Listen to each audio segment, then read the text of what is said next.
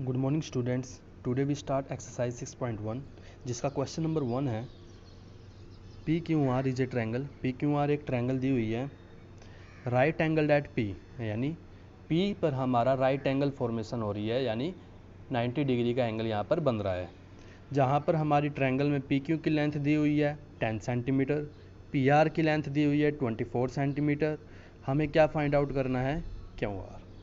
यहाँ पर एक ट्रायंगल फॉर्मेशन करके दिखाई हुई है आप लोगों को। इस ट्रायंगल में क्या है, यहाँ पर एक पी क्यू आर ट्रायंगल बनाई हुई है। जैसा कि इसने ये कहा था कि राइट एंगल फॉर्मेशन हो रही है पी पर, तो हमने जो है यहाँ पर पी पर एक 90 डिग्री का एंगल बना लिया है यहाँ से। अब आप लोगों की यहाँ पर चॉइस है क्या कि पी तो यहाँ से आप लोग लोगे, लेकिन आप लोग चाहे तो यहाँ पर क्यों लो, चाहे फिर यहाँ पर आर लो। ठीक है, उसका जस्ट अपोजिट इस साइड हो जाएगा। अगर यहाँ पर आप लोग क्यों ले रहे हो तो यहाँ पर आर हो जाएगा, और अगर यहाँ पर आप लोग आर ले रहे हो तो यहाँ पर क्यों हो जाएगा। तो यहाँ से हमें जो है पी क्यू की लेंथ दी हुई है 10 सेंटीमीटर। पी क्यू ये है हमारा पी क्यू, तो इसकी लेंथ हो गई हमारे पास 10 सेंटीमीटर। फिर उसके बाद हमारे पास पी आर की लेंथ दी हुई है 24 सेंटीमीटर। ये हो गया हमारे पास 24 सेंटीमीटर। अब हमें ये लेंथ जो है दैट इज़ क्यू आर, इसको हमने फाइंड आउट करना है। अब हमें क्यू आर निकालना है। तो जैसा कि हमने इंट्रोडक्शन वीडियो में किया ही था कि सिर्फ राइट एंगल ट्रायंगल पर ही हमारी पाइथागोरस थ्योरम जो होती है वो अप्लाई होती है। तो यहाँ पर हम वही काम करेंगे। इस ट्रायंगल पी क्यू आर में हम अपनी पाइथागोरस थ्योरम जो है उसको अप्लाई करेंगे। क्या होता है उसमें होता है कि हाइपोटेनियस का स्क्वायर। ठीक है, हाइपोटेनियस, इसी को हम क्या बोलते हैं? हाइपोटेनियस बोलते हैं। ठीक है, और बची हुई जो दो साइड्स है उनके स्क्वायर का सम। तो हाइपोटेनियस हो गया हमारे पास क्यू आर, तो यहाँ से क्यू आर का स्क्वायर, और अब बची हुई दो साइड के स्क्वायर का सम। तो यहाँ से पी क्यू का स्क्वायर प्लस में पी आर का स्क्वायर।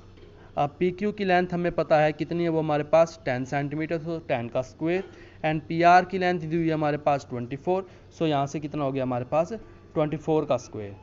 10 का स्क्वायर निकालने का मतलब क्या हुआ कि हमें जो है 10 को 2 टाइम्स मल्टीप्लाई करना पड़ेगा।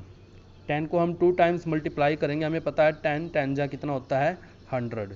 तो यहाँ से ये कितना हो जाता है, ये 100 हो जाता है। फिर उसके बाद है हमारे पास 24 का स्क्वायर। 24 का स्क्वायर हमें फाइंड आउट करना पड़ेगा। इसी तरीके से क्या करना पड़ेगा, हमें 24 को 2 टाइम्स मल्टीप्लाई करना पड़ेगा। ठीक है, तो हम यहाँ से पहले 4 की कर लेते हैं। 4 4 जा 16, यहाँ से 1 कैरी हो जाएगा। 4 2 जा 8 एंड 1 9, फिर 24 2 जा 48,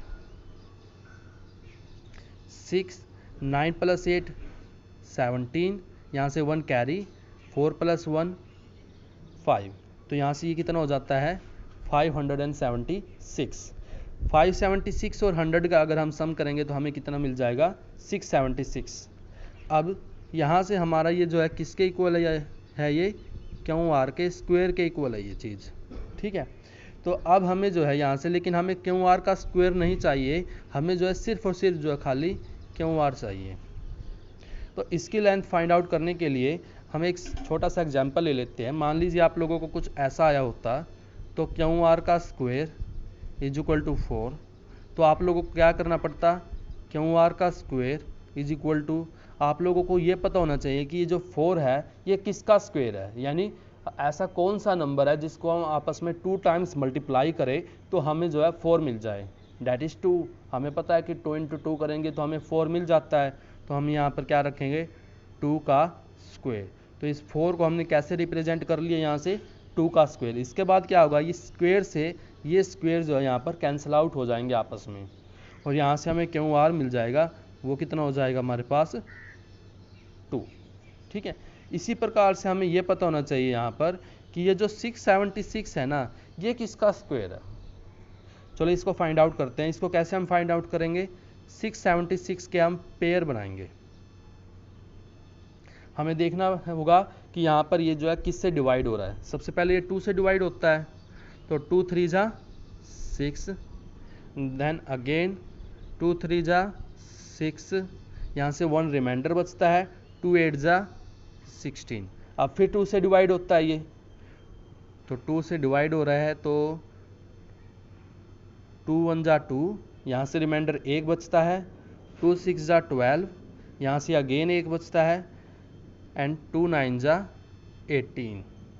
अब ये सीधा सीधा जा करके सिर्फ 13 से डिविजिबल होगा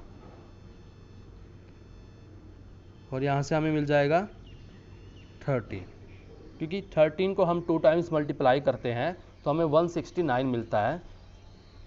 अगेन 13 से डिविजिबल है, यहाँ से ऐसे। अब हमें इसके पेयर बनाने होते हैं। पेयर कैसे हम बनाएंगे? 2 का एक पेयर बनता है। 2 का एक पेयर बनने का मतलब एक तो ये पेयर बन गया, सेम नंबर का पेयर बनेगा। जैसे 2 2 है, यहाँ पर सेम होने चाहिए तभी जा कर के आप लोग पेयर बनाओगे। ऐसा नहीं होगा कि आप लोग 2 और 13 का एक पेयर बना दो, ठीक है। हमें जो है सेम नंबर का एक पेयर बनाना है। तो यहाँ से एक तो 2 का एक पेयर बन जाता है और एक 13 का एक पेयर बन जाता है। सो 2 का एक पेयर से यहाँ से 2 को लिखेंगे और 13 के एक पेयर से एक बार 13 को लिखेंगे, और 2 × 13 दैट इज 26।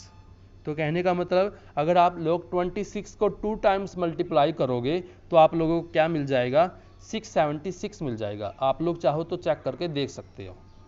तो यहाँ से आप लोगों को क्या मिल गया है? 676 से क्या कि ये 26 का स्क्वायर है। अब यहाँ से ये स्क्वायर आपस में कैंसिल आउट कर देंगे और यहाँ से क्यूआर की लेंथ मिल जाएगी आप लोगों को कितनी? 26 सेंटीमीटर। सो ये था हमारा question number first.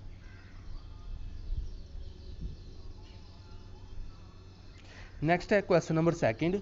Question number second में भी वही चीज़ है क्या कि ABC एक ट्रायंगल है और यहाँ पर राइट एंगल फॉर्मेशन हो रही है किस पर? C पर। हम सीधा यहाँ से देख लेते हैं, हमने राइट एंगल फॉर्मेशन दिखा दिया यहाँ पर C पर, यानी C पर हमारा 90 डिग्री का एंगल बन रहा है। AB की लेंथ दी हुई है 25 सेंटीमीटर। ये AB हो गया हमारा 25 सेंटीमीटर। मैं फिर से कहूँगा, आप लोग चाहो तो यहाँ पर A मान सकते हो और यहाँ पर B। ये टोटली आप लोगों के ऊपर डिपेंड करता है, ठीक है। तो यहाँ से AB की लेंथ होगी हमारे पास 25 सेंटीमीटर और AC की लेंथ दी हुई है इसने कितनी? 7 सेंटीमीटर। फाइंड क्या करना है हमें? BC, ठीक है। ये लेंथ जो है हमें ये फाइंड आउट करनी है यहाँ पर। फिर से वही है क्या कि सिर्फ राइट एंगल ट्रायंगल में ही हमारी पाइथागोरस थ्योरम जो है वो अप्लाई होती है। तो यहाँ पर भी हम फिर से क्या अप्लाई करेंगे? Pythagoras theorem. और पाइथागोरस थ्योरम के अकॉर्डिंग क्या है? हाइपोटेनियस का स्क्वायर। हाइपोटेनियस कौन है यहाँ पर अब की बार? AB। तो AB का स्क्वायर इज इक्वल टू जो बच जाती है 2 साइड्स हमारी उनके स्क्वायर का सम। तो यहाँ से एक बार तो ले लेते हैं हम AC का स्क्वायर और एक बार ले लेते हैं फिर BC का स्क्वायर। अब AB की लेंथ हमें पता है कितनी है? 25 और AC की लेंथ भी पता है हमें कितनी है? 7 और BC हमें क्या करना है? फाइंड आउट करना है, ठीक है। तो हम BC को ऐसे ही लिखते हैं।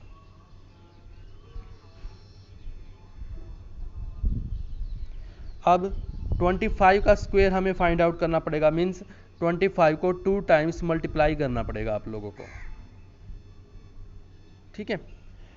5 5 जा 25, यहाँ से 2 कैरी हो जाएगा, 5 2 जा 10 एंड प्लस 2 12 इंटू 25 2 जा 50। यहाँ से कितना हो जाएगा? 5 2 एंड 6, ये हो जाएगा हमारे पास 625। देन 7 का स्क्वायर आ गया हमारे पास 49 एंड प्लस में BC का स्क्वायर। फिर इसके बाद हमारे पास BC का स्क्वायर आ जाएगा। इस 49 को हम इस तरफ ले जाएंगे तो ये माइनस का हो जाएगा। तो 625 माइनस 49 इज इक्वल टू 576। अब फिर से हमें ये फाइंड आउट करना पड़ेगा कि ऐसा कौन सा नंबर है जिसको हम 2 टाइम्स मल्टीप्लाई करेंगे तो हमें क्या मिल जाए? 576 मिल जाए। तो हमें क्या करना पड़ेगा? इसके फैक्टर बनाने पड़ेंगे और फिर वहाँ से उसके पेयर कर लेंगे हम लोग, ठीक है। तो हम 576 के लिए काम करते हैं।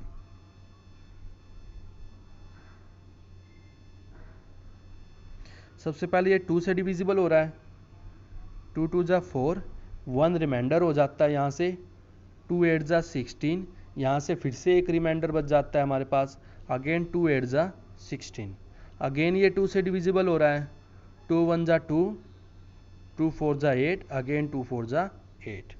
अगेन 2 से डिविजिबल हो रहा है, 2 7 जा 14 एंड 2 2 जा 4। यहाँ पर ये फिर से 2 से डिविजिबल हो रहा है, एंड 36 2 जा 72। ठीक है, फिर यहाँ पर बना लेते हैं हम आगे, 36 के आगे हम बनाएंगे तो ये फिर से 2 से डिविजिबल हो रहा है, 18 2 जा 36, अगेन 2 से डिविजिबल हो रहा है, 2 9 जा 18। अब ये 3 से डिविजिबल हो रहा है, 3 3 जा 9, 3 1 जा 3। ठीक है, अब पेयर फॉर्मेशन करेंगे हम लोग, तो 2 का यहाँ पर एक पेयर बनेगा, तो यहाँ पर हम इस 2 को यहाँ पर लिख लेते हैं, इस 2 का फिर से एक पेयर बनेगा, इस 2 को भी हम मल्टीप्लाई करके लिख लेते हैं, इस 2 का एक पेयर बनेगा तो इसको भी यहाँ पर लिख लेते हैं, और इस 3 का एक पेयर बनेगा तो यहाँ पर हम 3 लिखेंगे। ठीक है, तो 2 × 2 4, 4 × 2 8, 8 × 3 24। ठीक है, तो हमें ये मिल गया है कि अगर हम 24 को 2 टाइम्स मल्टीप्लाई करेंगे तो हमें क्या मिल जाएगा, हमारे पास 576 मिल जाएगा। तो हम क्या कहेंगे कि ये क्या है, 24 का स्क्वायर हो गया। ठीक है, 576 को कैसे रिप्रेजेंट करेंगे, 24 का स्क्वायर। तो यहाँ से ये स्क्वायर से इस स्क्वायर का ये निशान कैंसिल हो जाता है और हमें BC की वैल्यू मिल जाती है कितनी, 24 सेंटीमीटर, जो हमें फाइंड आउट करना था।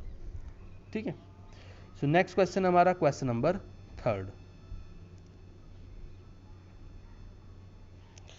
नेक्स्ट है यहाँ पर, A 15 metre long ladder reached a window 12 metre high from the ground on placing it against a wall at a distance A. एक 15 मीटर लॉन्ग लैडर दी हुई है, 15 मीटर की एक लंबी सीढ़ी दी हुई है हमें यहाँ पर। ठीक है, जैसा कि यहाँ पर दिखाया हुआ है, ये क्या है, एक सीढ़ी है और इसकी लेंथ कितनी है, 15 मीटर। रीच्ड ए विंडो, ये एक विंडो तक पहुंच रही है, यानी कि ये जो ए पॉइंट हमने माना हुआ है ये क्या है, यहाँ पर एक विंडो है, कि यहाँ पर ये एक विंडो तक पहुंची हुई है।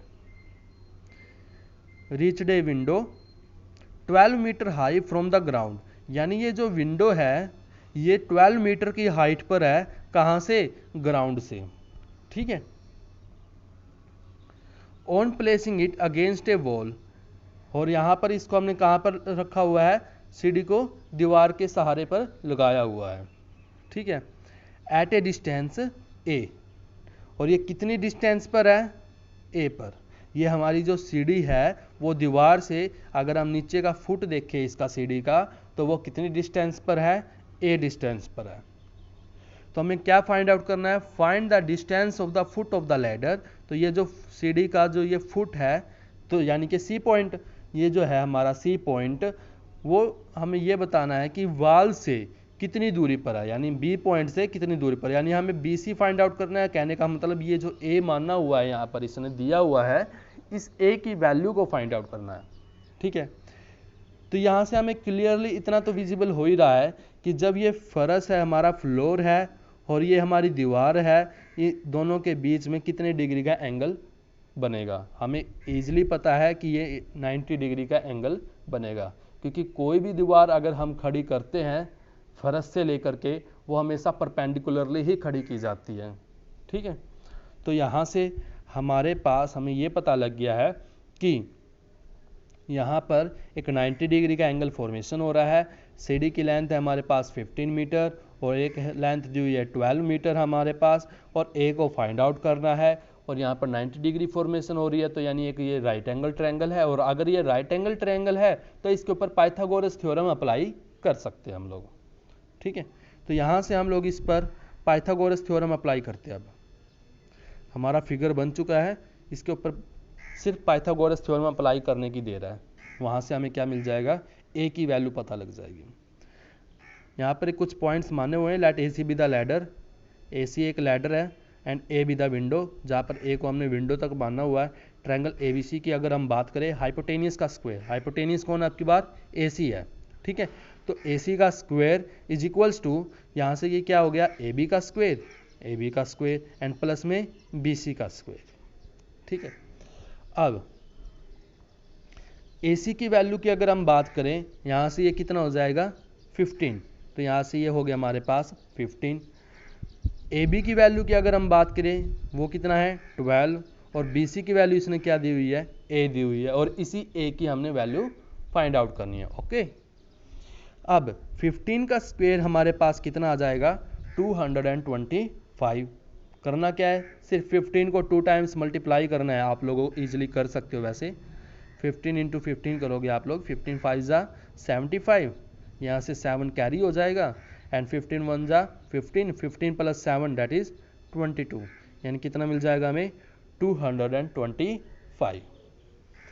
12 की स्क्वायर की अगर हम बात करें तो 12 को 2 टाइम्स मल्टीप्लाई करोगे, 2 टाइम्स मल्टीप्लाई करोगे आप लोग, क्या मिल जाएगा 144, एंड दैट इज प्लस में ए स्क्वायर। ये 144 है, यहाँ पर इस तरफ आएगा तो ये इसका साइन चेंज होगा, प्लस से माइनस का हो जाएगा ये।